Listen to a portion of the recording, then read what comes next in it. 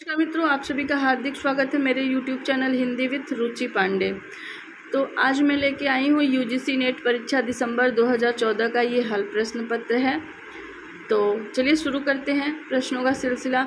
अगर मेरी वीडियो अच्छी लगे तो सब्सक्राइब और लाइक ज़रूर करिएगा।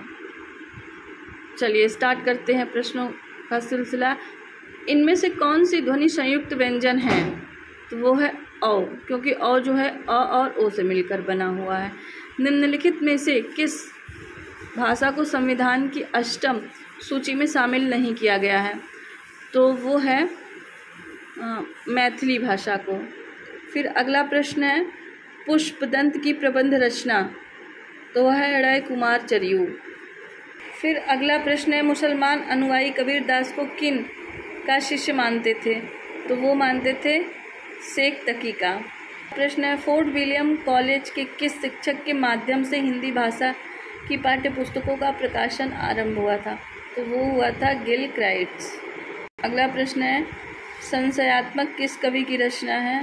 तो वो है उदय प्रकाश की। अगला प्रश्न है एकांकी में अन्विति अथवा संकलन त्रय के अंतर्गत काल स्थान के साथ किसके निर्वहन की गणना की जाती है? तो वो है कार्य। अगला प्रश्न है इनमें से कौन अनुभाव का एक भेद है? तो वो है आहार। अगला प्रश्न है शब्द में जहाँ मूल अर्थ नहीं बल्कि उसका व्यंग्यार्थ अभिप्रेत होता है वहाँ कौन सी शब्द शक्ति होती है? तो वहाँ पे व्यंजना शब्द शक्ति होती है। अगला प्रश्न है जयशंकर प्रसाद कृत उर्वशी किस विधा की रचना है? तो यह है प्रगति।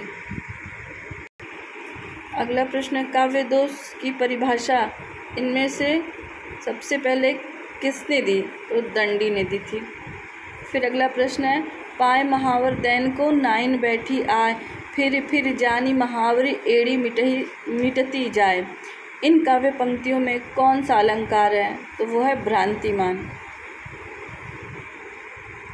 यथार्थ और छायावाद निधन के रचयिता शांति प्रिय द्विवेदी। फिर अगला प्रश्न है मिला तेज से तेज किस विधा की रचना है?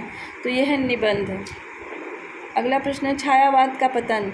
ये इस बार जो 2023 में PhD का पेपर हुआ था उसमें ये प्रश्न आया था, छायावाद का पतन पुस्तक के लेखक, तो ये है देवराज।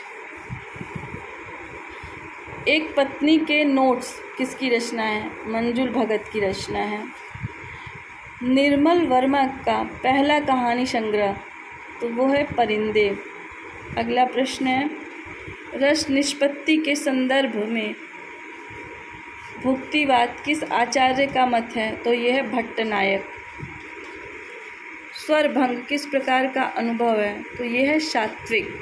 और मैं आप सभी को बता देना चाहती हूँ कि 2023 का PhD का जो क्वेश्चन पेपर है वो बहुत जल्दी मैं आप लोगों तक पहुँचाऊँगी। मैं भी अगले वीडियो में वो पूरा मैं हल प्रश्न पत्र आपको दिखाऊंगी। PhD का जो क्वेश्चन पेपर है और उसका जो सही आंसर है सब मैं बताऊंगी आप लोगों को। तब तक आप लोग मेरे साथ बने रहिए। नमस्कार।